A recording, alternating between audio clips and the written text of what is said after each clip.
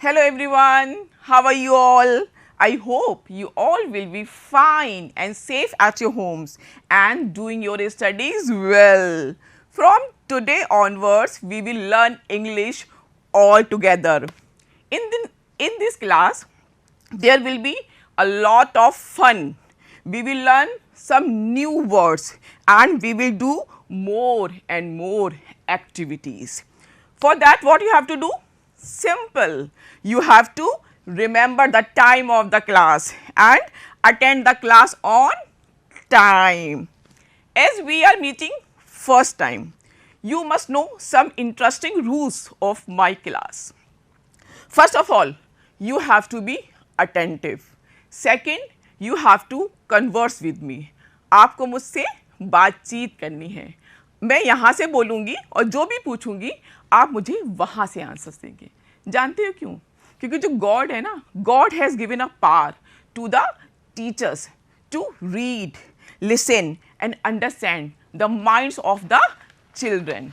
तो आप मेरे पास हैं या नहीं हैं, मैं आपकी बात बहुत अच्छे से समझ सकती हूँ. तो मैं जो यहाँ से पूछूँगी आप मुझे वहाँ से आंसर दीजिएगा. Let's start the conversation.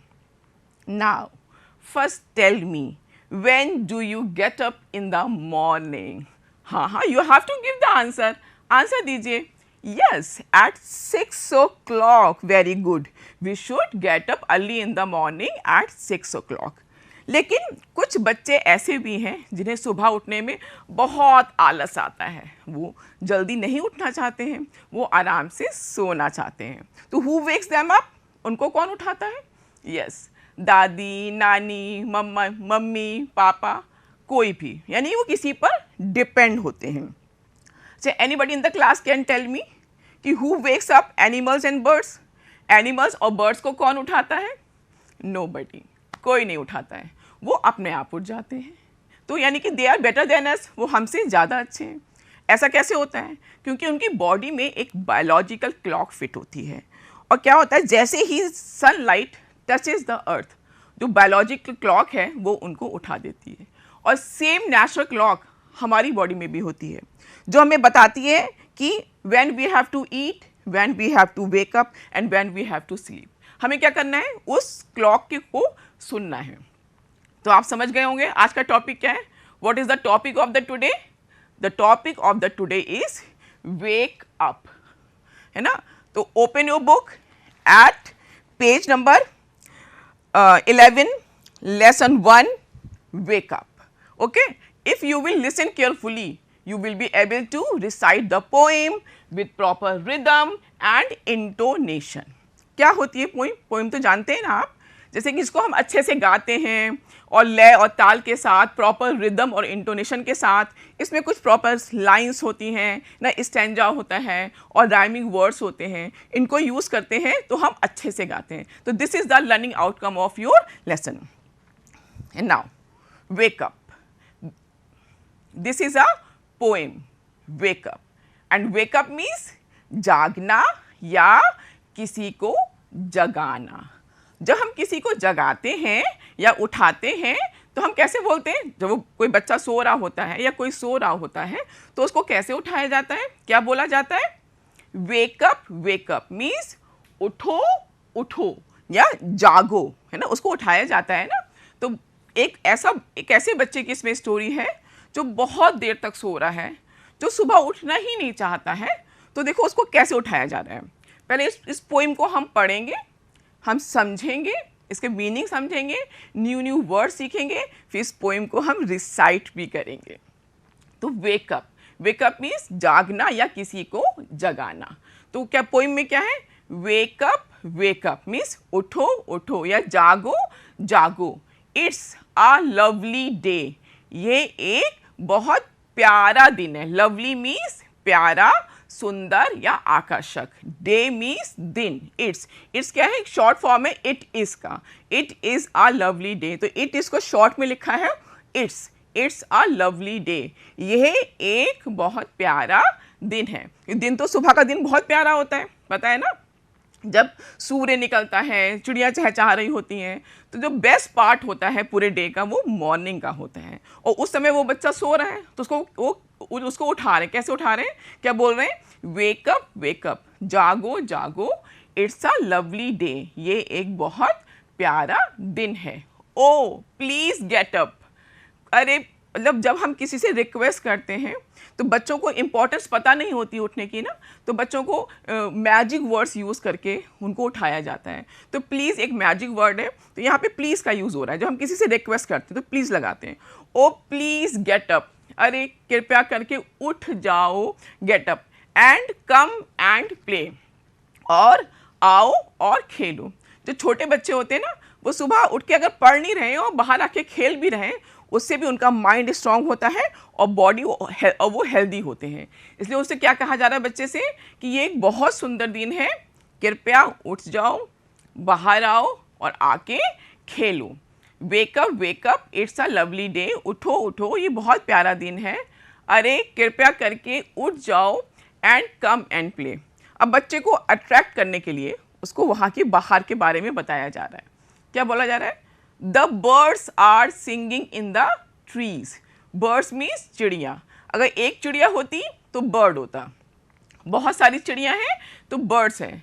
The birds are singing, sing means गाना गाना, और जब इसमें ING लग जाता है सिंगिंग तो गा रही हैं। इन द ट्रीज, कहाँ गा रही हैं? ट्रीज में। ट्री मीन्स पेड़ और ट्रीज माने बहुत सारे पेड़। तो एक पूरे जनरल बात हो रही कि बहुत सारे पेड़ों पे बैठ के जो चिड़िया हैं वो गाना गा रही हैं। The birds are singing in the trees, जो चिड़िया हैं वो पेड़ों पे बैठकर गाना गा रही हैं।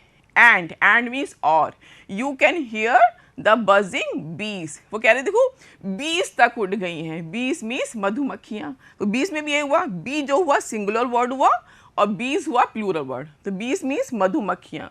मधुमक्खियों की जो आवाज़ होती है, जैसे हम लोग बात करते हैं ना, तो वी हैव अ लैंग्वेज। तो एनिमल्स और बर्ड्स के पास लैंग्वेज नहीं होती है, तो वो आवाज़ निकालते हैं। तो बीज की आवाज़ को क्या बोलते हैं? बजिंग। बजिंग मीन्स भिन भिनाना, कि जो मधुमक्खियाँ भी भिन भिना रही हैं। And you can hear, here में सुन सकते हो, जो मधुमक्खियों की भिन भिनाट है उसको भी आप सुन सकते हो।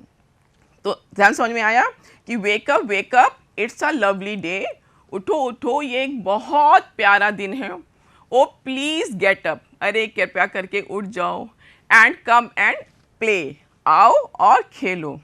The birds are singing in the trees, जो चिड़िया हैं वो पेड़ों पर गाना गा रही हैं।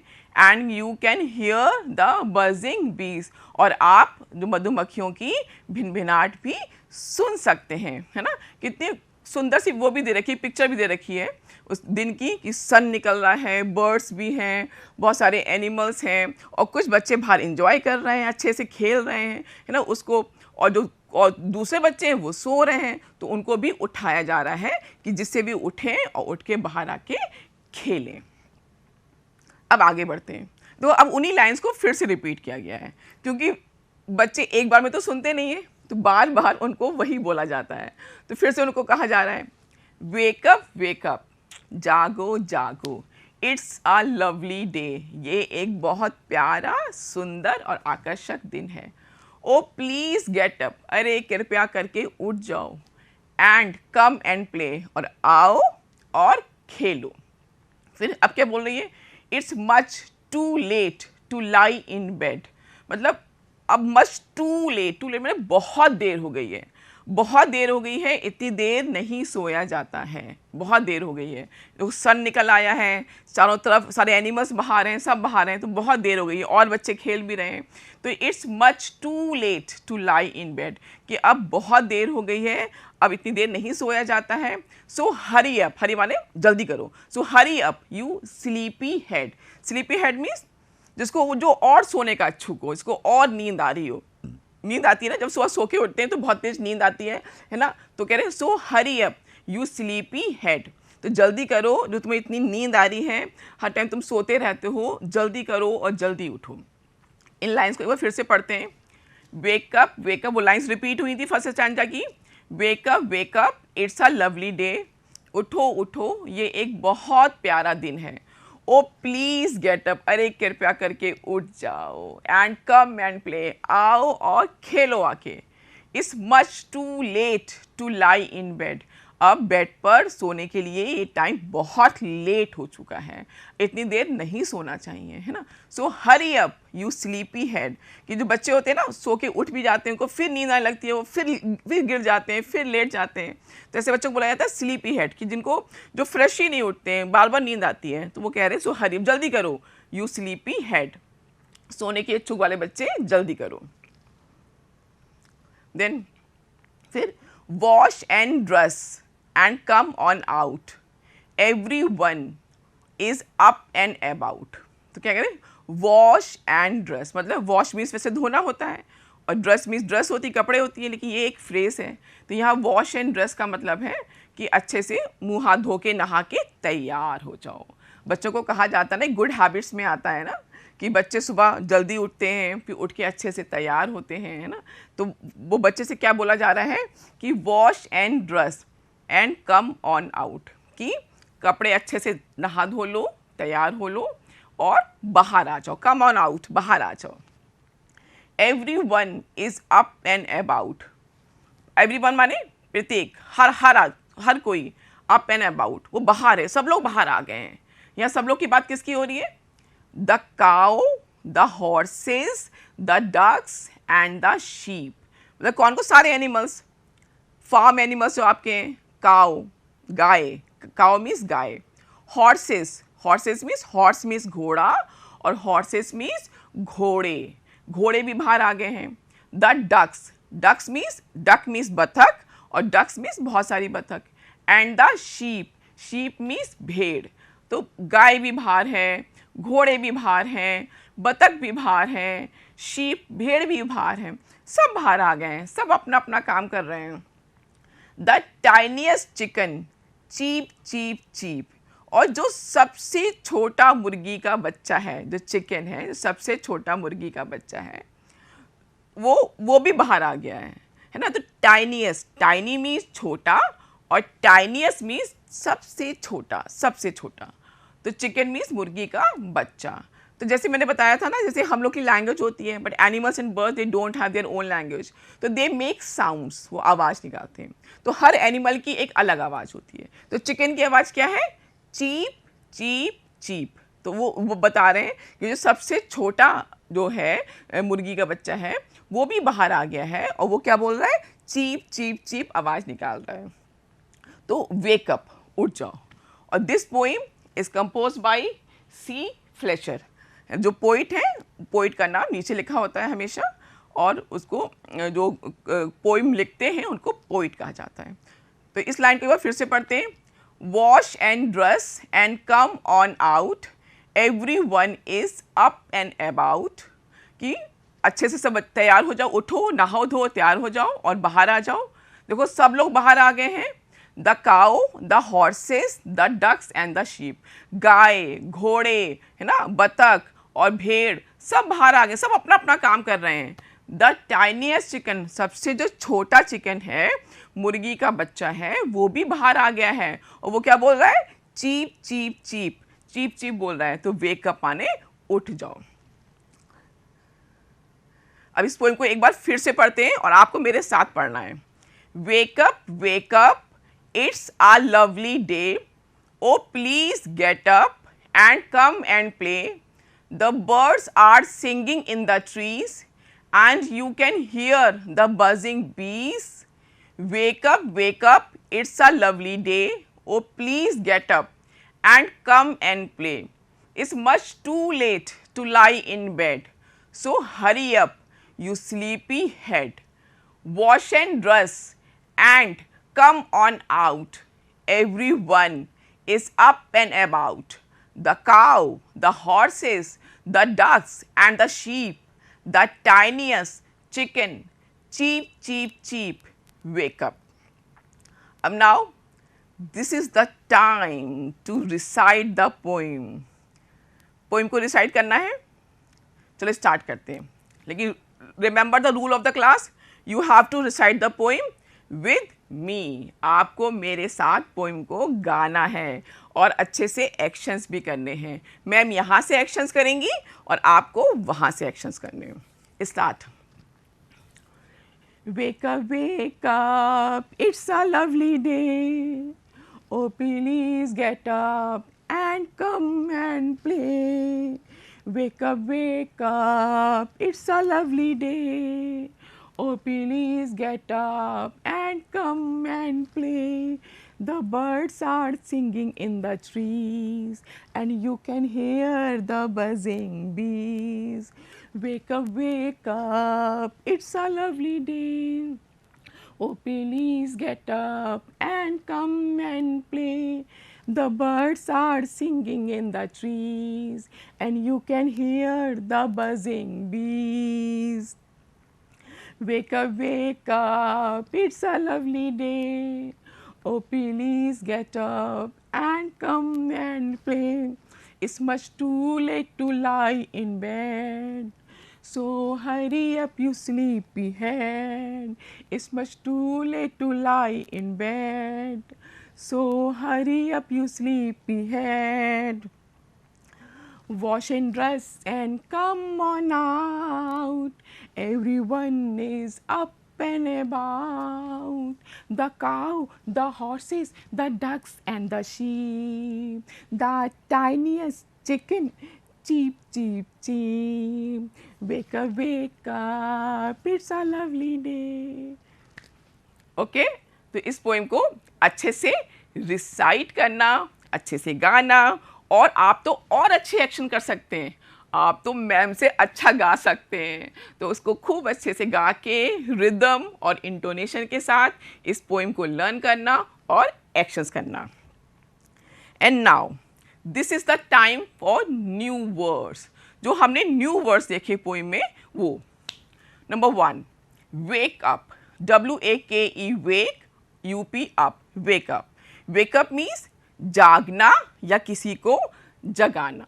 Lovely, LOVELY, lovely. Lovely means सुंदर या आकर्षक, है ना. Get up, GET get, UP up, get up. Get up means खड़ा हुआ. Buzzing, BUZZING, buzzing. Buzzing means भिन भिनाहट. जो बीज था ना, द बीज आर बजिंग, तो जो बीज की जो आवाज़ थी, जो साउंड थी, उसे क्या बोलते हैं? भिन भिनाहट. स्लीपी, स्लीपी मीन्स थका हुआ या सोने का इच्छुक. पोइम में याद है ना, स्लीपी हेड आया था ना, यू स्लीपी हेड, तो थका हुआ या सोने का इच्छुक. टाइनीएस्ट, याद है ना, tiniest, tiniest chicken, cheep cheep cheep, वही tiniest, TINIEST, tiniest. Tiniest means सबसे छोटा. Already awake, ALREADY, already, AWAKE, awake. Already awake means पहले से जगा हुआ. तो you have to learn these words with their meanings. मैं रिपीट कर रही हूँ. Wake up, wake up means जागना या किसी को जगाना. लवली, सुंदर या आकर्षक. गेट अप, खड़ा हुआ. बजिंग, भिन भिनाहट. स्लीपी, थका हुआ, सोने का इच्छुक. टाइनीएस्ट, सबसे छोटा. एंड ऑलरेडी अवेक मीन्स पहले से जगा हुआ. And now this is the time for question time. Okay, मैं कुछ क्वेश्चंस पूछूंगी, and remember the rule of the class, you have to give the answer. Okay, question number 1, who are already awake. देखो, जो question होता है, what is the difference between a question and a answer और a statement. जो questions होते हैं उसमें सबसे पहले एक क्वेश्चन वर्ड आता है. ये क्वेश्चन की पहचान है कि एक क्वेश्चन वर्ड आता है और पीछे क्वेश्चन मार्क लगा होता है. और जो आंसर्स होते हैं वो आंसर से स्टार्ट करते हैं, लास्ट में फुल स्टॉप आता है, वो स्टेटमेंट होता है. आंसर्स हमेशा स्टेटमेंट में होते हैं. तो क्वेश्चन में क्या आया? हु एक क्वेश्चन वर्ड है. Who are already awake. Who means कौन, पहले से कौन जगा हुआ था. Who are already awake. तो आपको क्या करना है, what you have to do, बस हु की जगह, हु जो क्वेश्चन वर्ड है उसको आपको हटा देना है और उसके बदले आपको सारे आंसर्स लिख देने हैं. आपको याद है कौन कौन पहले से जगा हुआ था उस बच्चे से पहले? Birds, bees, cow, horses, ducks, sheep and chicken. ये सब उस बच्चे से पहले जगे हुए थे. तो हमने क्या किया, हु हटा दिया और हु की जगह हम इन वर्ड्स को ले आए. Birds, bees, cow, horses, ducks, sheep and chicken, फिर are already awake, full stop. तो उसके बाद के हमने सारे वर्ड्स यहाँ लिखे, are already awake, then full stop. तो ये आंसर हो गया. The next question is question number 2. Where are the birds singing? Where means कहाँ. तो where भी एक क्वेश्चन वर्ड है. Where are the birds singing? Birds means चिड़िया कहाँ गाना गा रही थी. तो आपको तो याद है, the birds are singing in the trees. Trees में बैठ के गाना गा रही थी ना. तो हमने क्या किया, जो where एक क्वेश्चन वर्ड है उसको हटा दिया, उसकी जगह पे the birds ले आए और बाकी आंसर हमने ऐसे ही उतार लिया. The birds are singing in the trees और पीछे क्या आ गया, फुल स्टॉप आ गया. तो क्वेश्चन में पीछे क्वेश्चन मार्क होता है और आंसर में फुल स्टॉप आता है. और क्वेश्चन का भी पहला जो लेटर है वो कैपिटल होता है और आंसर का भी पहला लेटर कैपिटल होता है. Question number 3. What have you learned from this poem? देखो, जब हम कोई पोइम पढ़ते हैं या कोई स्टोरी पढ़ते हैं तो उसमें एक मैसेज छुपा हुआ होता है, एक मैसेज हिडन होता है. इस पोइम में भी एक मैसेज था. हमने पोइम को तो अच्छे से लर्न किया, रिसाइट किया, डांस भी किया, एक्शन भी किया, मीनिंग भी समझा. But what is the message of the poem? What have you learn from this poem? इस पोइम से आपने लर्न क्या किया? तो हम क्या लर्न किया? We have learn from this is we have to wake up early in the morning. हमने क्या सीखा? इसमें जो पोइम का मैसेज क्या था कि हमें सुबह जल्दी उठना चाहिए, to enjoy the beauty of nature ना. पूरे नेचर की ब्यूटी को इन्जॉय करने के लिए, हेल्दी रहने के लिए, माइंड को स्ट्रॉन्ग रखने के लिए हमें सुबह जल्दी उठना चाहिए. तो what have you learn from this poem? इस पोइम से आपने क्या लर्न किया? We have learn from this is we have to wake up early in the morning. तो हमने क्या किया, उसमें भी क्या था, एक क्वेश्चन वर्ड आया व्हाट. व्हाट मीन्स क्या, तो एक क्वेश्चन वर्ड है. फर्स्ट लेटर कैपिटल, लास्ट में क्वेश्चन मार्क, तो ये क्वेश्चन हो गया. अब आंसर का भी फर्स्ट लेटर कैपिटल, हमने यहीं से स्टार्ट किया. जब आपसे क्वेश्चन में यू करके बात की जाती है तो आंसर में आप आई या वी का यूज करते हैं. तो वी, यू की जगह वी आया. We have learned from this, poem भी लिख सकते हैं, is we have to wake up early in the morning. और लास्ट में क्या आ गया, फुल स्टॉप आ गया. ठीक है, एक बार फिर से रिपीट कर रही हूँ. Who are already awake? Birds, bees, cow, horses, ducks, sheep and chicken are already awake. Where are the birds singing? The birds are singing in the trees. What have you learned from this poem? We have learned from this is we have to wake up early in the morning. And now this is the time for rhyming words. Rhyming words क्या होते हैं? What are rhyming words? किसी भी poem का composition rhyming words के बिना अधूरा होता है. किसी भी पोइम में राइमिंग वर्ड्स जरूर आते हैं. हिंदी में भी जब आप कविता बोलते हैं तो उसमें भी तुकांत शब्द आते हैं, इंग्लिश में भी राइमिंग वर्ड्स आते हैं. तो राइमिंग वर्ड्स होते क्या हैं?